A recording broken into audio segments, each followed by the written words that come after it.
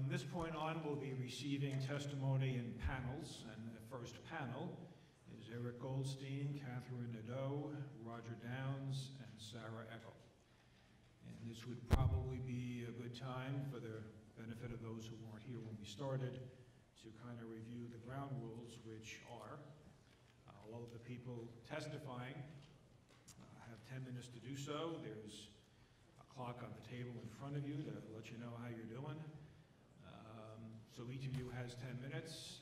In those cases where there's more than one person representing an organization, it's 10 minutes for the organization, not 10 per person. And of course, that time doesn't include questions and answers. I will remind everybody that written testimony that is submitted is made part of the official record. If you are not scheduled to testify here but decide that you want to weigh in on something, we will happily receive your written testimony for up to a week. You can email it, you can mail it, whatever's easiest for you. It will become a part of the official record. I'll let you choose among yourselves what order you want to speak in. I do need, this applies to everybody who testifies, please state your name and whatever title you would like to offer for the benefit of the record. Thank you. Good afternoon, Mr. Chairman, members of the committee. My name is Eric Goldstein. I'm an attorney with the Natural Resources Defense Council, a member of the State DEC Fracking Advisory Committee, and with me is Rich Schrader, NRDC's New York State Legislative Director. NRDC, as most of you know, is a national nonprofit environmental and scientific organization. We have 37,000 members in New York State. We've been active since 1970 on a wide range of New York environmental issues. Governor Cuomo, who compiled a strong track record in favor of the environment during his years as Attorney General, and who also appointed a solid friend of the environment as his DEC Commissioner, has pledged, with respect to fracking, New York State must ensure that if and when shale's natural gas is obtained, it does not come at the expense of human health or have adverse environmental impacts. Unfortunately, NRDC does not believe that the state's current plans for fracking would satisfy that objective. Indeed, as you know, even under the best of circumstances, ensuring that fracking can be done in a way that's protective of public health and the environment poses enormous challenges. NRDC is in the midst of reviewing in detail the SGEIS. Let me make 5 quick points today. First, the Cuomo administration is making a big mistake by fast-tracking the regulatory review process for the state's fracking program. On September 28th, the DEC issued proposed regulations. Those were issued even before that would govern fracking, and those were issued even before the agency has completed the legally required environmental review process on which the future environmental safeguards are supposed to be based. Public comments on the highly technical rulemaking proposal are due on December 12th, and that is the same day as the deadline for public comments on the draft environmental study. This compressed schedule undercuts the spirit, if not the letter, of SECRA, the State Environmental Quality Review Act.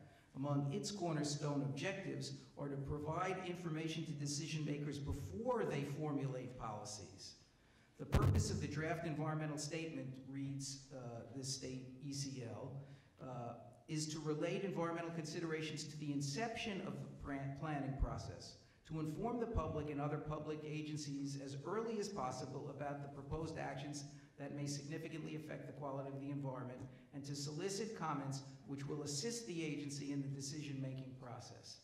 Clearly, it's difficult, if not impossible, to do that if you've got the 2 time periods coinciding.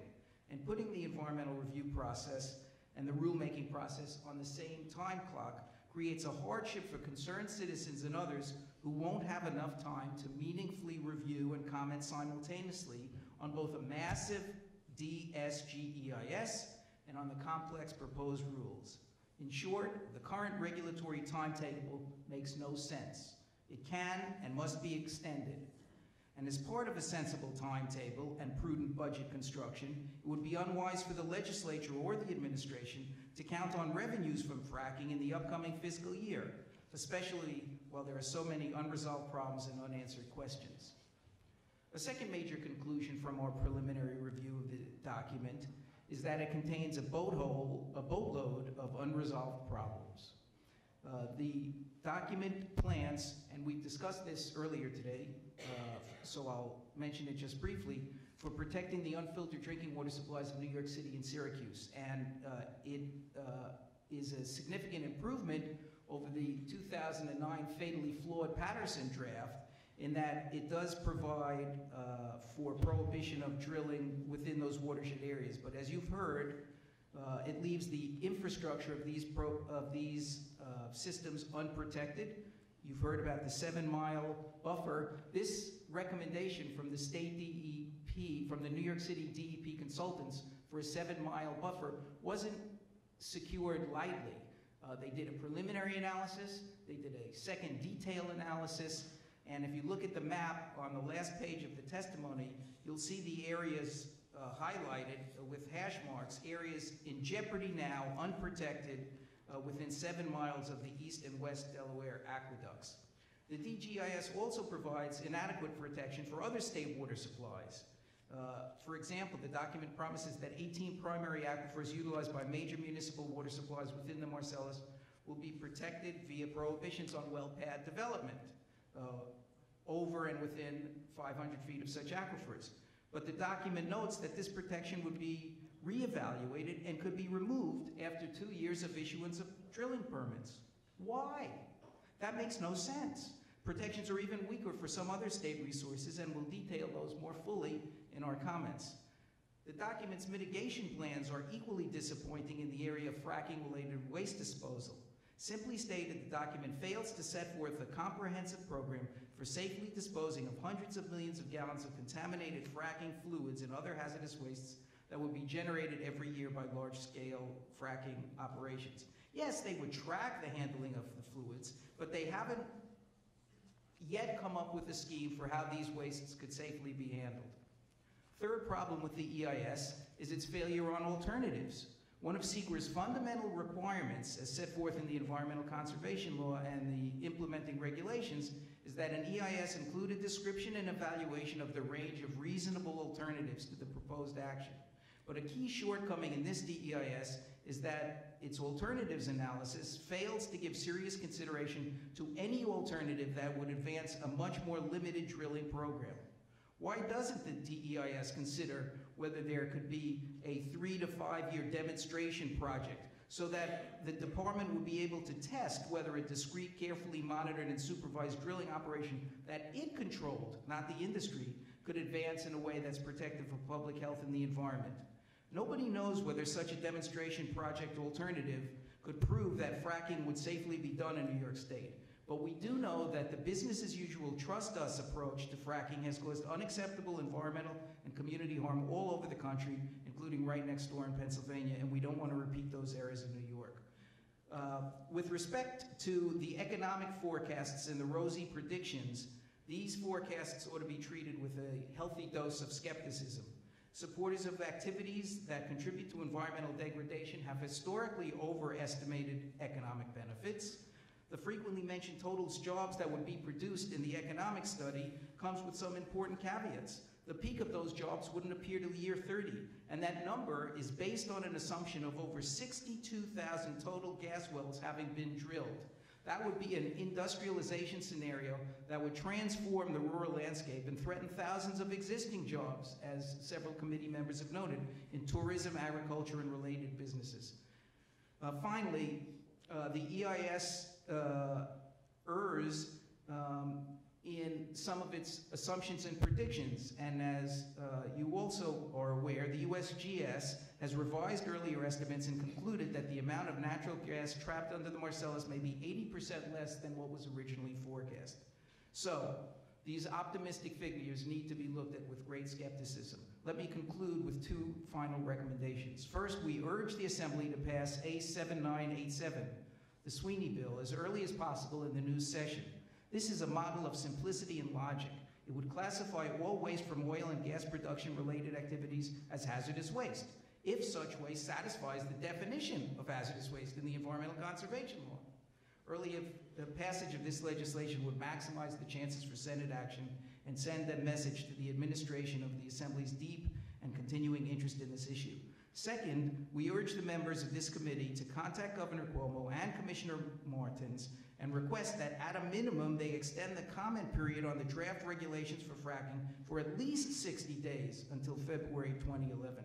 There's no valid reason to race ahead on an expedited schedule and adopt regulations and permit provisions in a rapid manner when they'll be in place for decades. And this is especially true where the activity in question could have the most far-reaching environmental impacts of any program in recent state history. Thank you, Mr. Chairman, for convening these important hearings, and the public needs your help in slowing down the fracking express.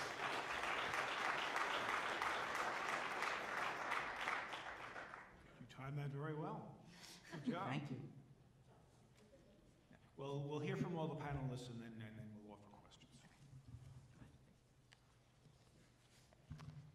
Thank you very much. My name is Katherine Nadeau. I'm the Water and Natural Resources Director for Environmental Advocates of New York. First of all, I wanted to thank the committee for convening this hearing today. This is just such a tremendous issue. There are so many facets to it. There are no easy answers. And the Assembly's leadership, and this committee's leadership, and Assemblyman Sweeney's leadership in investigating the various sides of this are critical if New York State is going to permit fracking. So I work with Environmental Advocates of New York. We are the state's government watchdog, and our mission is to protect our air, water, and wildlife, and the health of all New Yorkers. We have been hearing a lot about the concerns around fracking, and because I know that there will be panelists later today and that you all will be hearing from folks on all sides of this issue, I want to be very clear about what we're talking about when we're discussing what fracking is and what most people across the state mean when they say fracking. Because proponents of this practice and this technique will tell you that fracking has caused no water contamination, has not injured any communities, has not caused any problems nationwide, which is laughable on face value because, as the commissioner himself said, all actions have consequences. But beyond that, most people, when they refer to fracking, are not talking about simply the action of fracturing rock to release gas. They're talking about the entire industrial activity that goes along with it. It's talking about clearing land to create paths, turning farmland and forest into basically parking lots. It's talking about drilling wells, which requires trucking in tons of heavy machinery, equipment, chemicals that we've all talked about. And it has to do with changing our communities and really having some impacts that we don't necessarily know all of the answers to and long-term know what they might be at this point. So I just wanted to make that point, that fracking is more than just fracturing rock. Now, citizens across the state, environmental advocates members, people here today have been weighing in, I know, with all of you individually, but also with the governor, with the Department of Environmental Conservation, with your colleagues in the Senate, and voicing their concerns. They've been doing this by the tens of thousands, by the hundreds of thousands. They've been providing critical comments on the scope of the Supplemental Generic Environmental Impact Statement. They provide comments on the first draft. They have looked at the preliminary draft. They have sent postcards, sent emails, made phone calls. They've tweeted on Twitter. They've posted on Facebook. And they've said time and time and time again that they've got very big concerns about the rampant industrialization that fracking will cause in upstate New York. And yet, the message does not seem to be getting through to the Department of Environmental Conservation and the governor's office that this is a process, that this is a practice, that if it's going to be allowed in New York State. And let's be clear here, we're still at the point where we can say if this is going to be allowed, then it has to be done only under the most careful consideration and after all of the proper protections are on the books and in place. So I'm here on behalf of my members and New Yorkers all across the state, hoping to, again, for the record, convey our concerns and calling on the Assembly to continue its leadership role in providing some of the protections we most so desperately need. We've reviewed the drafts along with many organizations and individuals across the state, and some of what is so troubling about the draft environmental impact statement along with the regulations is just what isn't in there. What isn't in these drafts is a health impact assessment, which has been touched upon a couple times this morning. And the Department of Environmental Conservation has basically said that this will not have any negative health impacts because we said so, not because there has been a thorough evaluation to go behind this assertion, but because we're putting in place these safeguards and that that's going to ultimately protect our health. We don't know that, and that is not a good policy for protecting New Yorkers. What else isn't in there? There isn't any proposal to actually regulate the fracking fluids, what is allowed to be used in the drilling process, beyond providing additional disclosure. Now, additional disclosure is fantastic. We have called for that. We are delighted to see that in this draft. However, just telling the public what chemicals are in there in these fluids that may harm them is not the same as providing protections from the harms or from the chemicals themselves. And these protections need to be in place. There is no analysis of the true costs of fracking. There hasn't, as many members talked about this morning, there's not a real cost analysis, either a full accounting of the environmental costs, the community costs, or economic costs. And this type of don't ask, don't care approach is not sufficient for protecting our state or for moving us into the future. There hasn't been a comprehensive analysis of the impacts of fracking, either on the cumulative impacts, but also in assessing what else is going to need to happen if fracking unfolds and moves forward as predicted in the state. Because we're all focused right now on what happens when you drill a well, because that's what's right in front of us. That's what the DEC is talking about in these draft EISs and regulations. However, there's a lot more that goes into that. Just drilling a well isn't going to do anybody any good if there aren't pipelines in place that get gas to market. And therefore, we have to, as a state, be assessing the large-scale impacts of what does it mean to have pipelines all across upstate New York? What is this going to mean for our communities, for our wildlife, for our environment? And that assessment is not part of this ongoing look at fracking, and it needs to be. It's not necessarily the Department of Environmental Conservation's purview. It falls under the Public Service Commission. However, this is something that needs to be looked at holistically. We need long-term protections for drinking water sources. As my colleague at NRDC pointed out, right now a lot of the protections spelled out in the environmental impact statement come with sunsets.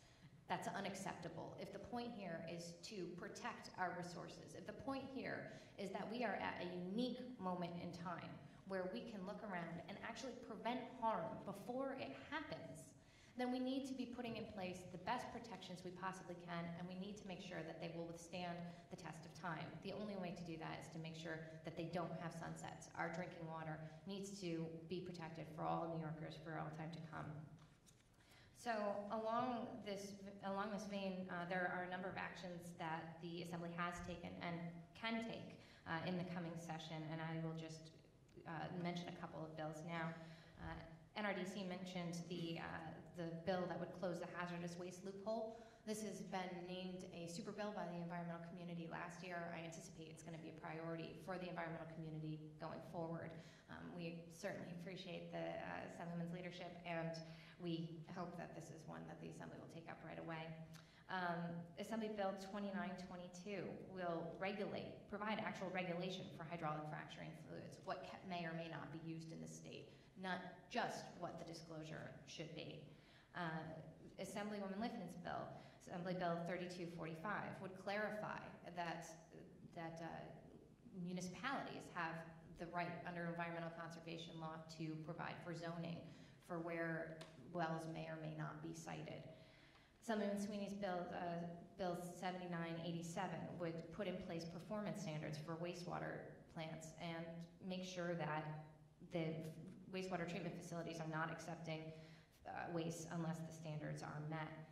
The state comptroller has advanced a bill to put in place a cleanup fund, which, as already been mentioned, is a critical component to this, because at the end of the day, if fracking moves forward, there will be accidents. It's not, we don't want to say that it's going to be Armageddon, but on the other hand, this is not going to go off without some hitches. So we need to make sure that we've got the safeguards in place to clean up those accidents if or when they occur. Finally, just to touch upon resources and agencies' resources. Environmental Advocates of New York, along with NRDC and others, are members of the state's panel on hydraulic fracturing. and are participating in conversations about ways to provide resources at the Department of Environmental Conservation.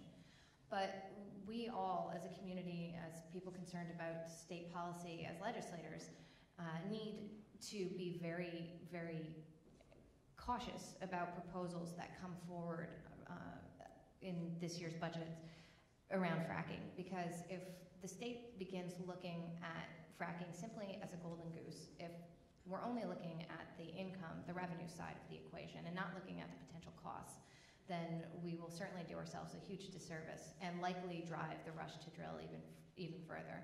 The department has said that there is no rush to drill, that there has been a process laid out, and that is moving forward.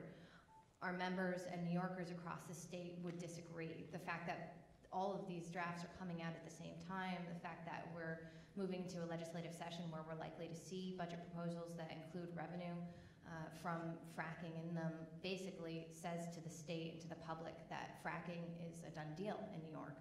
And we need to make sure that if fracking goes forward, it certainly doesn't happen before thorough analysis and before we have the protections that we need to carry New York into the future.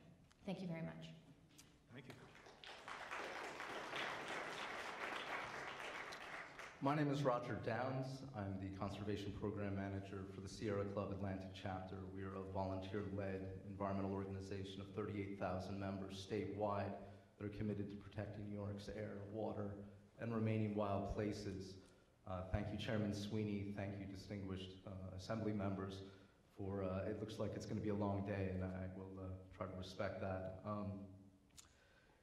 In general, I believe the second draft, the Supplemental Environmental Impact Statement, has shown that the DEC has done very little in the past 2 years in terms of demonstrating that hydrofracking can be conducted safely. Instead, they have offered a series of mitigations that have increased protections for certain areas while permitting drilling in others, but with no underlying sense that hydrofracking will not present an unacceptable risk to air, water, and public health. To be clear, many of the mitigations that have been proposed are welcome. I like the ban on drilling on all state forest land, even though there are some problems outside the boundaries, increased setbacks from drinking water sources, and mandated chemical disclosure. But the fatal flaws of the original draft still remain. No cumulative impact assessment based on full build-out modeling, no public health risk assessments, and we still don't have a clue of where all the wastewater is going to go. We don't have the infrastructure. We don't know.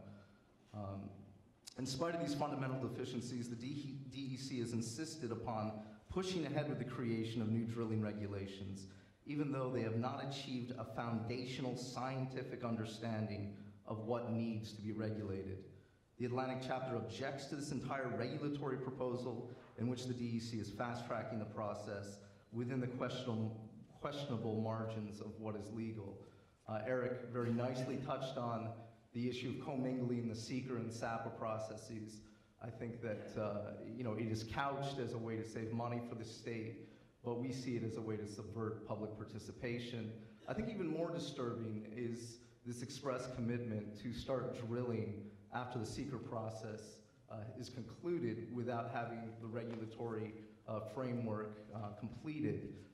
Joe Martens has said many times that he has full confidence that they can enforce the permitting conditions without regs, and I don't doubt him on that. I think that they can enforce.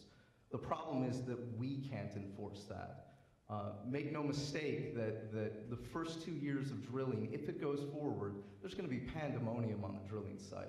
I mean, we have new setback requirements, new machines, new fuel requirements, new protocols, and I'm sure you all have been on drilling sites. There's constant negotiation, and it is going to be very difficult. And I think that this will be an opportunity because there will be constantly backlogs of trucks, of fuel shipments not coming in, and everything will be negotiated at the well pad.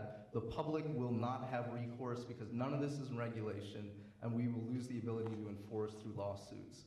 I think this is a dangerous precedent, and we can't go forward with that.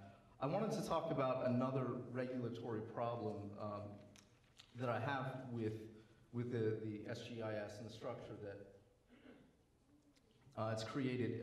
In the draft, it says that wells that consume less than 300,000 gallons for a hydrofrac process will not be considered under this regulatory framework. They will push those wells back, and these wells will not be subject to the regulations. They will all now fall under the 1992 GEIS. As you may know, since 2008, this de facto moratorium on high volume horizontal fracturing has been ongoing, but the department has issued almost 1,000 permits to drill for oil and gas. And they have all been under 80,000 gallons of water.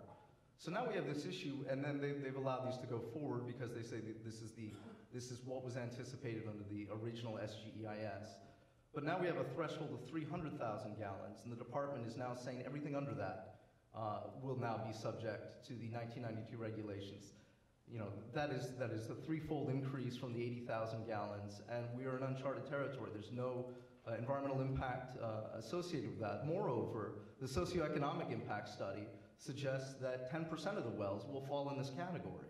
So this means that 10% of the wells, perhaps 5,000 wells over the 30-year period, will be allowed to have open pits, according to the SGEIS, according to the GEIS from 1992. They will not have the same casing standards. They will not have to comply with the other considerations in terms of emissions. This needs to be addressed, and I think that it's very clear that to move forward, the intent of the 1992 GEIS was creating the framework for new regulations to govern oil, gas, and salt solution mining in the state of New York, but that rulemaking process never took place. It would be entirely inappropriate now for the DEC to move forward with creating regulations for supplemental conditions to that document without first addressing the need for foundational regulations on which to base the supplement. The DEC needs to create one unified regulatory standard for all oil and gas development. The current regulations create a double standard that will inevitably lead to abuse and unanticipated environmental degradation. There's a tremendous amount to talk about. I wanted to talk about cumulative impacts, and I will just say that the commissioner did misspeak. The DEC did not conduct exhaustive air impact analysis, certainly on the cumulative level. What they did do was they looked at the impacts, the emissions of two wells near each other, and then they modeled in a compressor station nearby. That is not an aggregate. That is not looking at cumulative impacts on a regional scale. That is not looking at the worst case scenario. Of course we're not concerned about the emissions of a singular well on the impacts of the state's holistic air resources. We're looking at the aggregate, and they failed to do that. But I do want to jump into the issue of the budget, because that's clearly where you guys have some control. And the SGEIS remains the most pressing forum for whether hydrofracking is safe enough to be permitted in New York, but the real proving ground will be in the 2012-13 budget process. The DEC does not currently have the staff or the funding to oversee any competent regulatory program, and these financial constraints serve as a huge roadblock to any future development. The Cuomo administration will want to see massive augmentation of DEC staffing, perhaps as many as 226 new inspectors, as a means to advance this new wave of drilling, and will try to create a severance tax structure on natural gas revenue and increase permit fees to pay for it. For those of us that have been fighting to save DEC staffing positions for years, the challenge will be to support that goal without creating a gas well permit mill. The cost of establishing the regulatory infrastructure will initially have to come from the general fund, and it is uncertain whether any of these expenses, that could be as much as $25 million in the initial budget cycle, can be recouped anytime soon. I'm asking all of you, you have an important role to play in blocking any funding for the Division of Mineral Resources until the following conditions are met. The SGEIS has got to be comprehensive and finalized, including but not limited to analysis of cumulative impacts, health risks, and wastewater. A proper rulemaking process is conducted after the conclusion of the SGEIS process that is compliant with the intent of SAPA and inclusive of all oil and gas activity, and that the funding provided creates proportional augmentation of DEC staff across all divisions, instrumental in protecting New York resources, not just those that are issuing the permits to drill. And I want to go back in conclusion just to say that I've heard from the commissioner today, and I've certainly heard the rhetoric from the Cuomo administration that this is about science. We want science to play out. I heard nothing today about science. And I think it should be noted that you know, Division of Mineral Resources Director Brad Field was in the audience. He's got 25 years experience, but Joe Martens chose to surround himself with 3 lawyers instead. That this isn't about science. They don't want to answer questions about science at this point. They want to circle the wagons and win moving forward on technical legal arguments. I see this is the way this is framing up. We need you to do the same in the budget process. They can't go forward if they don't have the funding. Until these safeguards are in place and the state takes it seriously, we should not be funding fracking. Thank you.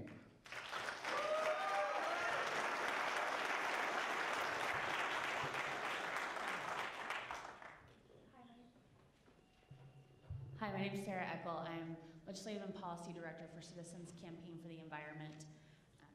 And I just want to say thank you again for hosting this hearing and listening to the public, allowing us to come and talk to you about how you can help us with this process.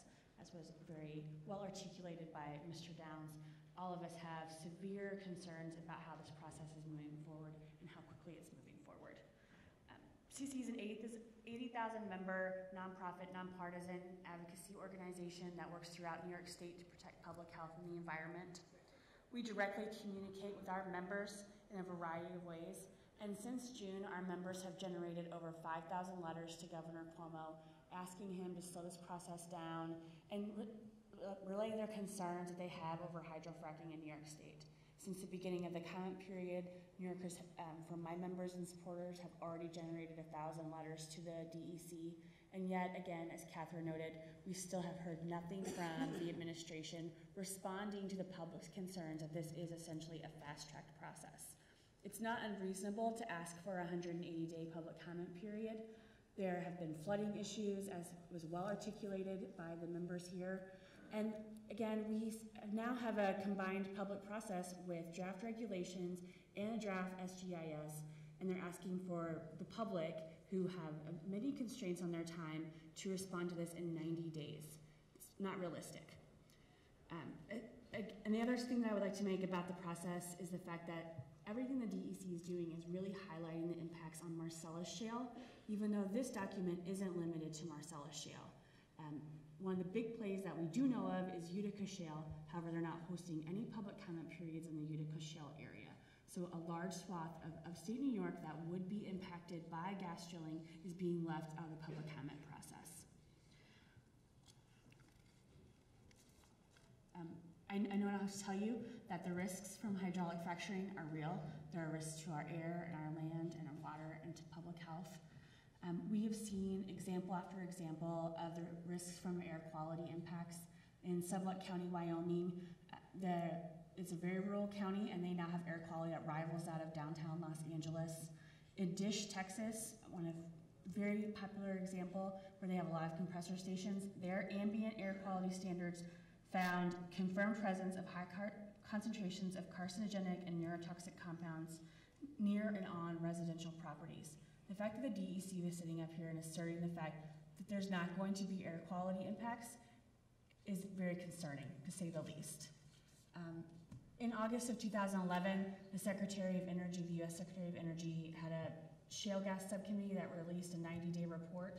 In their report, they said shale gas production, including exploration, drilling, venting and flaring, equipment operation, gathering, accompanying vehicular traffic, results in the emission of ozone precursors, volatile organic compounds and nitrogen oxides, particulates from diesel exhaust, toxic air pollutants, and greenhouse gas emissions such as methane. There are going to be impacts to our air quality. This will impact public health, and it will impact water quality, and it will impact the quality of life of upstate New York residents. And it needs to be addressed, and it cannot be dismissed. As was just pointed out, the modeling for how air impacts will be looked at in New York State have not been properly done, and it needs to be looked at again. There are concerns obviously with drinking water contamination. You heard a number of examples from the DEP on how they have concerns with the way it's moving forward. I'm a resident of Syracuse, New York, and we also have concerns with how this is going to be impacting our drinking water infrastructure. Even though we have a 4,000-foot barrier around Skinny Atlas Lake, we are not afforded the protections of infrastructure going from our lake to our city. So there's some discrepancies there how they looked at drinking water infrastructure throughout the state. The DEC has acknowledged that there are a variety of abandoned wells in New York State, and this is from their website. There are at least 70,000 oil and gas wells that have been drilled in New York since the 1800s, but information is only available for about 30,000 of them. Locations for others are unknown, and wells have been found in unexpected places such as basements, stream banks, and under parking lots. Abandoned wells pose hazards not only to walking on the ground surface of outdoors, but also to groundwater resources if not properly plugged. In addition, they provide potential conduit for leakage of oil, gas, or brine to the atmosphere, soil, or surface water. The risks highlighted here do not contain the risks from abandoned or improperly cased old water wells. These are the issues that we talk about when we are talking about the risk associated with drinking water contamination. It's not just surface water. It's the fact that we have a variety of gaping holes in our regulatory process in New York State that need to be addressed. We know that New York State has a $36 billion wastewater treatment deficit over the next 20 years. We don't know how we're going to treat this, and this does not account for oil and gas wastes in New York State. As Roger pointed out, we do not know where the waste is going to go. We don't know what permits have been filed to upgrade those wastewater treatment facilities, and we do not have a proper manifest program. The manifest program that's proposed by the DEC does not make it publicly accessible. It may be on the books for them if they request it, but then we would have to know which ones they requested in order to foil it. It's not a transparent process, and we don't know where it's going, and we deserve to know. The 1,000 wells that have been permitted in New York State over the course of this de facto moratorium, we don't know where the waste went for that either. So we need to seriously address the gaping holes in our regulatory process. I just want to get to local municipalities and local infrastructure quickly. I think it's really telling that the DEC's response to New York City, which by far is the largest municipality in New York State with the greatest resources to sue or to hire lawyers to look at how this document is impacting their infrastructure, their response to that municipality at a request for 7 miles for a buffer zone was to give them 4,000 feet. Even though the DEC is saying that they're going to work with local municipalities that want to site in certain areas, how do we know that they're really going to do that and they're not going to supersede local municipalities' ability to determine and dictate how and if drilling is done in their area, and if they can handle regulating and monitoring it, because this is essentially an unfunded mandate on local municipalities the way it's going forward and the way it's currently written. I just want to address a few things that you can do in this upcoming session, and we know that you all have been very active in working on this, and we appreciate all your time and your efforts on this. I just want to echo the calls that we need to have home rule legislation allowing our local municipalities to determine how and if drilling is done. We need that hazardous waste loophole passed, and we need the DEC to take toxic and carcinogenic chemicals off the table. They can disclose all they want, but they do have the ability to take some of these chemicals away. I would also implore you to look at reversing compulsory integration. Landowners have a right to say no if they don't want oil and gas drilling done on their land. And the way that compulsory integration is done now does not take into the fact that we have directional drilling. And maybe when this was put into place beforehand, that wasn't the case, but it is now. And we can determine where those drill rigs go and where those well bores are. People have a right to say no. And we want you to prohibit open pits as well. Even though the DEC has said they're not going to allow them, we want a specific prohibition either written into the regulations or given to us in law. So thank you very much for your time. Thanks to all of you. Let me just say that I think your point about potentially expanding the DEC hearings to include Utica Shale area is well taken, and we will pass that along to them as a request from this committee. Also, Many, if not most of the bills that you're advocating for, the Assembly did pass this year. Right. Senate didn't take them up. Hopefully that will change. The Controller's Program Bill has been introduced in the Assembly, hasn't been introduced in the Senate to this point. Questions? Ms. Lifton? Roger, you said it was a dangerous precedent to be dealing, Here we go. You said it was a dangerous precedent to be doing the SGEIS comment period at the same time that the rulemaking is being folded into that comment period, that also due on the same date. Is it truly precedent? I wasn't sure. I was told it was rare, but not, it had been done before. To what degree is it a precedent? And I understand the concerns. I share the concerns that people don't have time to look at these. I feel I don't. I don't know how. Again, I would probably characterize it as they're sort of dancing in the margins of what is legal. I mean, we've looked at SAPA. Certainly, we have not seen this done in the past. You know, in the past 10 years of looking at DEC rulemaking processes, they usually have a very concerted effort beforehand. This seems to be very unusual. We've looked through SAPA. It's not very detailed, and it doesn't specifically say this cannot happen, but I'm not sure that they anticipated this event when they wrote Seeker and SAPA. And one might argue that if you're going to break this precedent, why would you do it here on such an important issue? You want to make sure that the process is followed with integrity and a way that Precisely serves the public best. Okay, thank you. Thank you very much.